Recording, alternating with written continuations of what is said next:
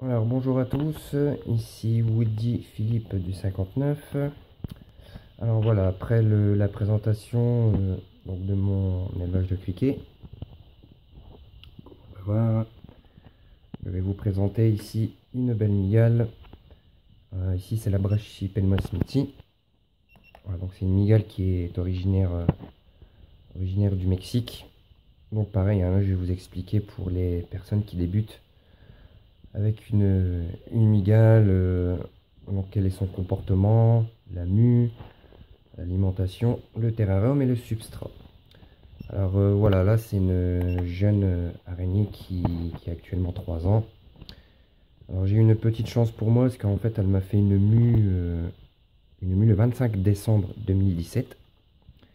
Alors là l'araignée elle est en train de manger. On va pas trop la déranger. Je sais pas si on peut voir encore l'abdomen du criquet. Donc à 3 ans l'araignée elle est capable de prendre de très gros criquets. Là c'était un très gros criquet d'environ 6 cm. Et quand on a bien faim, elle l'attrape sans se poser de questions. Bah donc ici l'araignée, donc au niveau de son agressivité, c'est une espèce docile. Donc après pour les débutants c'est fortement conseillé, c'est une araignée très connue. On dit qu'elle est connue pour sa longévité, elle peut vivre entre 18 et 20 ans. Et aussi pour sa beauté, parce que bon, c'est vrai que c'est une belle araignée, on peut voir qu'elle a les phalanges articulaires orange-rouge. Et ici, en fait, le dessus, le céphalothorax, il est noir-orange. Avec un abdomen aussi, pareil qu'il est orange. Alors, il y a une personne qui m'a posé une question une fois en disant que son araignée était moins agressive. Elle avait du mal à se nourrir et puis elle perdait ses poils. Et ben, c'est tout à fait normal. Je vais vous faire voir, parce qu'en fait, quand une araignée elle change de comportement, elle perd ses poils, et ben, c'est qu'elle arrive en période de mue. Donc ici c'est un super bon bouquin que j'ai eu, ça fait maintenant plusieurs années. Donc c'est les araignées géantes, hein, ça, voilà, la mienne elle est ici. Ça parle de quasiment toutes les espèces des araignées. Alors dans un premier temps la mue, qu'est-ce qui se passe? Moi je me souviens, la mienne, déjà 1 mois et demi avant de faire sa mue, elle ne mangeait plus, elle ne buvait plus, et puis quasiment quand je lui mettais un criquet dans le terrarium, le criquet montait dessus, elle réagissait pas, carrément elle se mettait sur le côté. C'est parce qu'en fait elle prépare sa mue. Alors, au début les signes c'est quoi? La mue, en fait, l'araignée, elle va perdre ses poils. Donc, en fait, ça fait une sorte, on appelle ça une pelade, en fait. On va y retrouver la peau qui est à nu. Et théoriquement, entre 15 et 20 jours plus tard, ça noircit. Voilà pourquoi ça noircit, parce qu'en fait, la nouvelle peau de l'araignée, en dessous, elle s'est déjà faite. Voilà, donc ça veut dire que l'araignée, ensuite, la prochaine étape va se mettre, ce qui s'appelle sur le dos, pour qu'elle expulse, en fait, son ancienne mue. Moi, je me souviens, elle s'est mise sur le dos le 25 décembre 2017. Et le lendemain, elle était en fait sur pattes avec son ancienne mue, un peu comme là, qui était ici. Et la mue, elle ressemble à ça.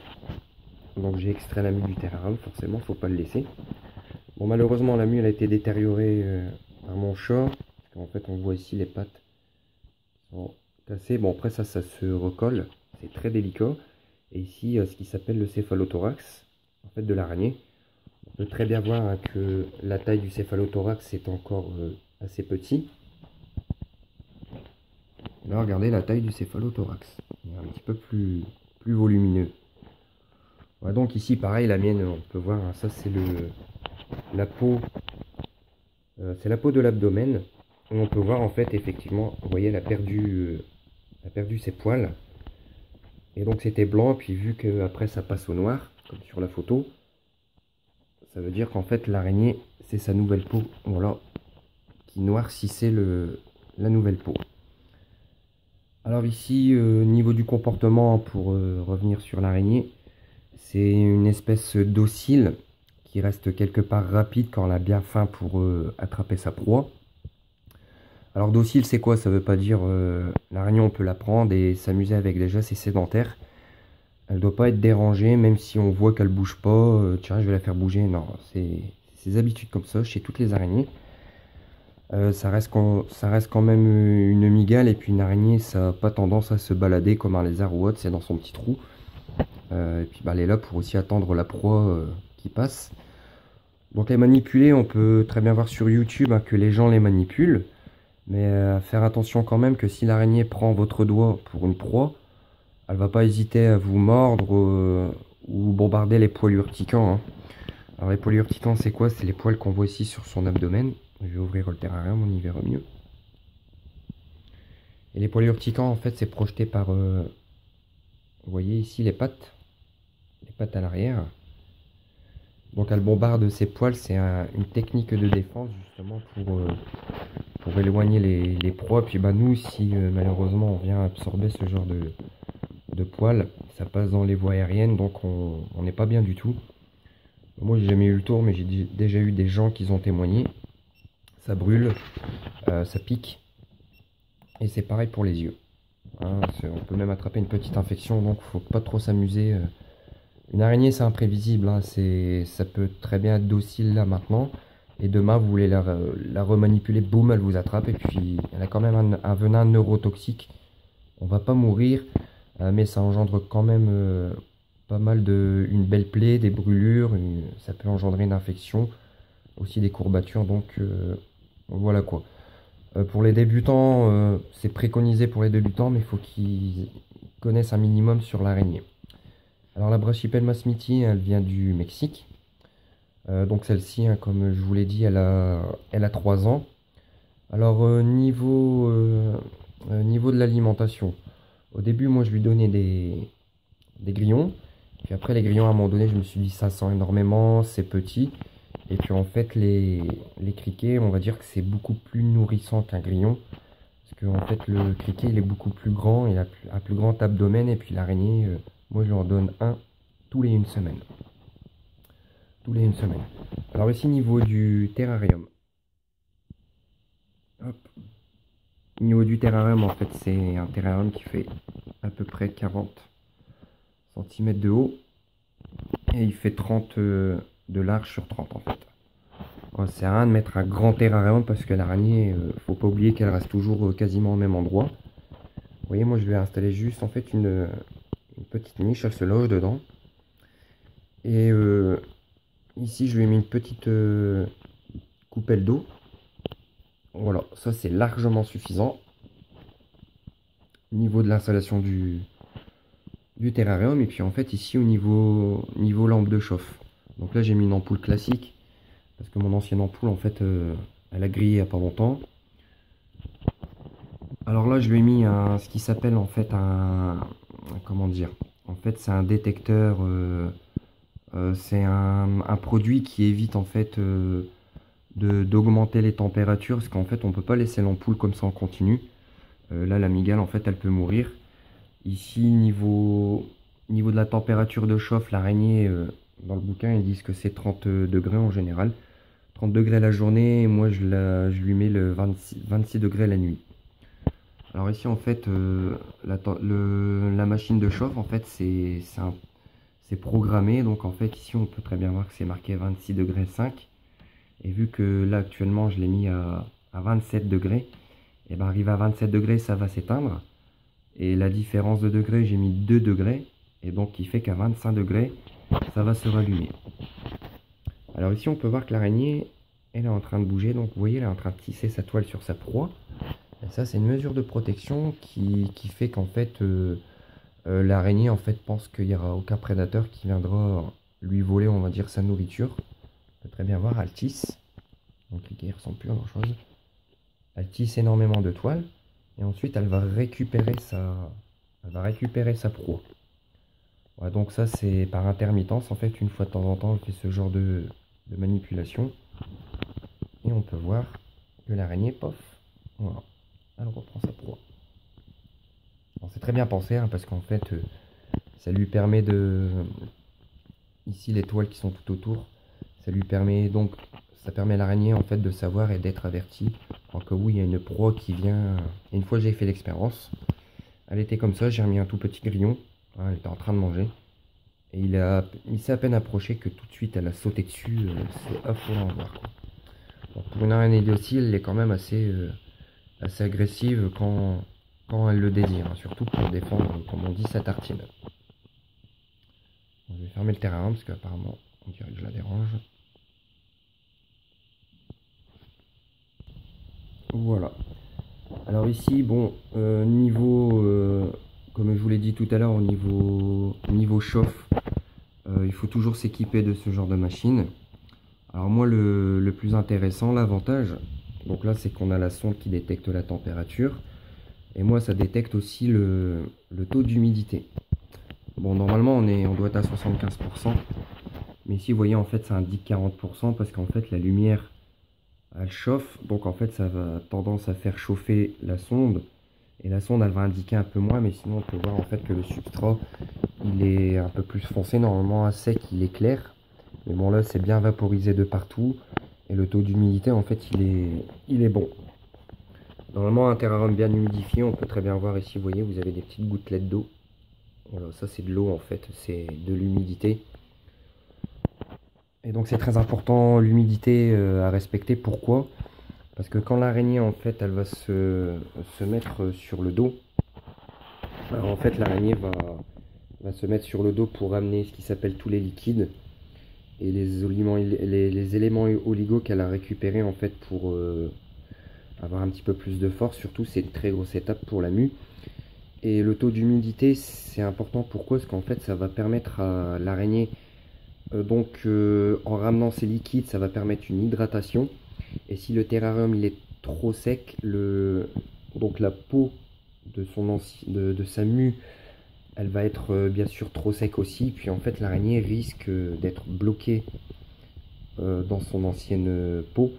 Et forcément, elle peut mourir. Alors ici, niveau du substrat. Moi, une personne aussi, elle me posait la question, est-ce qu'on peut mettre du sable? J'ai dit, ah non, faut pas mettre du sable. Le mieux ici, en fait, il faut mettre, moi, c'est de la fibre de coco. Alors, je vais aller vous le chercher. C'est quoi la fibre de coco? Ça ressemble à ça.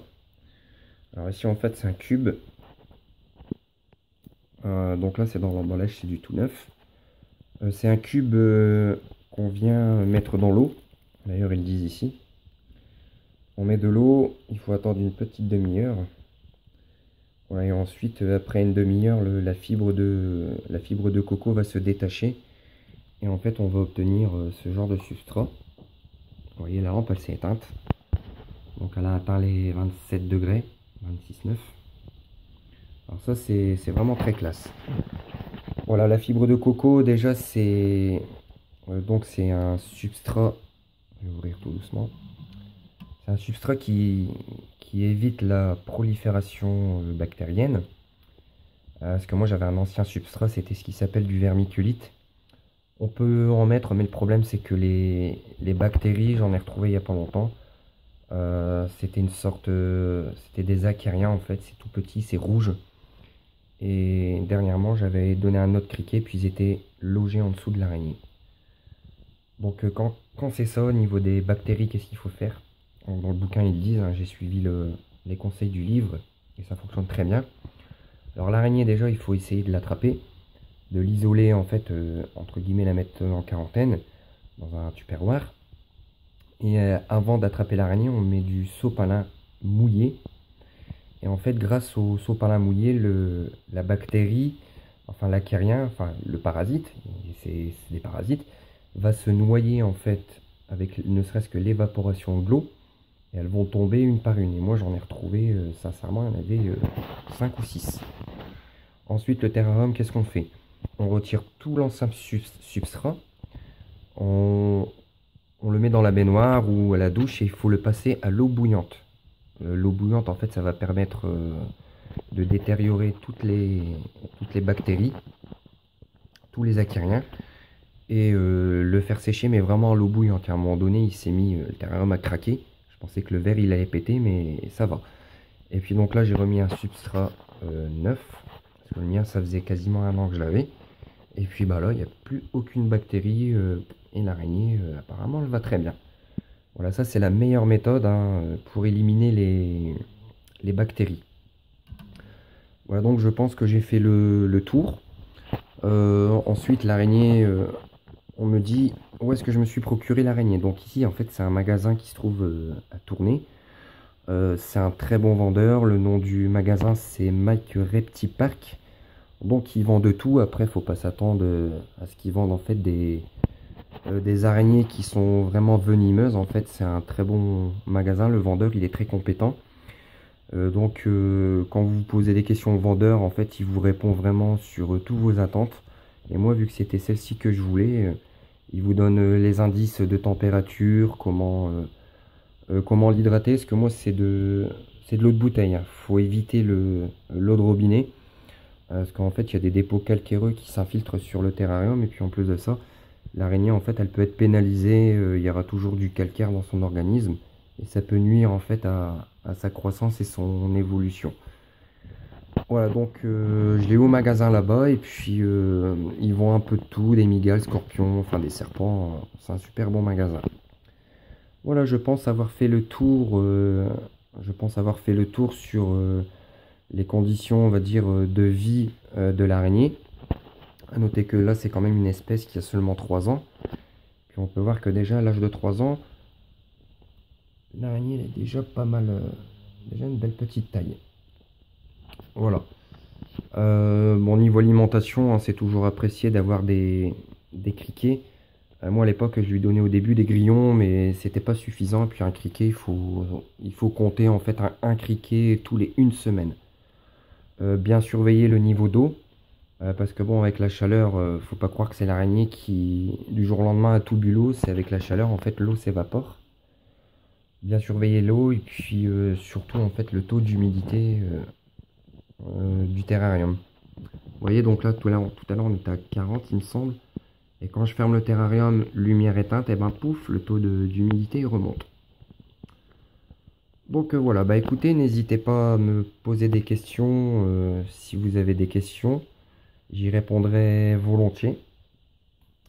Et n'hésitez pas à mettre des coms. Voilà, je vous dis à bientôt pour une prochaine vidéo. Salut, salut!